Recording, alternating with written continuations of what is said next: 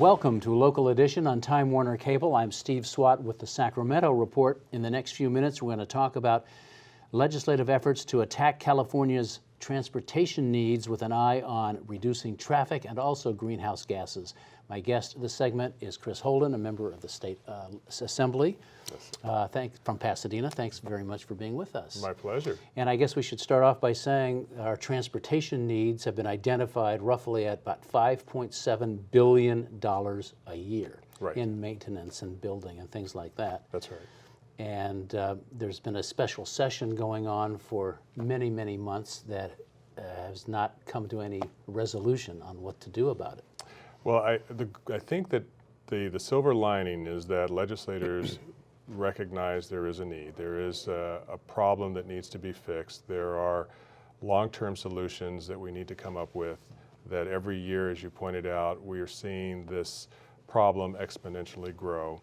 And in order to put ourselves in the best position, we need to have a solution that generates revenue to address the problem as we go forward. It's an election year. There have been efforts to try to come up with different types of revenue ideas, but clearly anytime you're looking at raising taxes or increasing fees in one form or another, there's going to be, and in this particular instance, you need 2/3 of the legislature to agree. So it is, and even if it were just simply within one party, I think there's varying ideas on how it should work.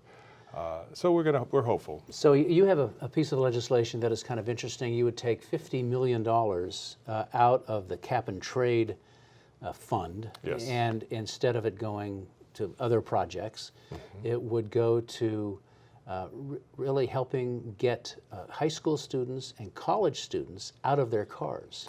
Right. So what we would do basically is create a matching fund with local transit agencies to allow them to maximize their revenue to offset the costs of bus passes for high school students and college students. And really the idea is to just change behavior, get the young generation more accustomed to taking public transportation, and then also making it free so that they will have incentive to use it. We've got great support amongst the community colleges and organizations throughout the state. And a potential funding source, which is important. And the potential funding source clearly is important because having the cap and trade dollars certainly makes this really viable, and it really falls in line with the types of things that are measurable, that we can go from year to year and see ridership increase, so we can see how the passes are going to be utilized, and as a result of that, we can measure how people are sort of changing their behavior and their patterns and getting out of cars and using public transportation. We have less than a minute left, and I do want to talk about one other subject. There's going to be a measure on the November ballot in the city of Los Angeles, or is it Los Angeles County, on transit.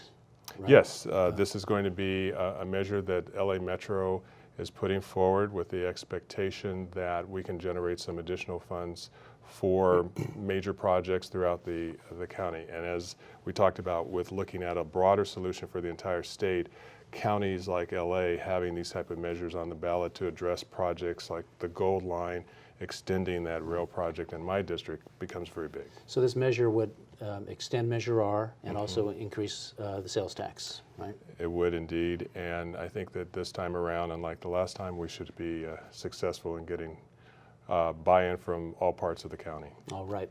Assemblyman Chris Holden, thank you very much for coming by and talking about some of our transportation issues. We appreciate it. It's always a pleasure. And thanks to our viewers for watching Local Edition on Time Warner Cable. A reminder, you can see this and other interviews on YouTube, My Government on Demand, also the California channel. I'm Steve Swatt.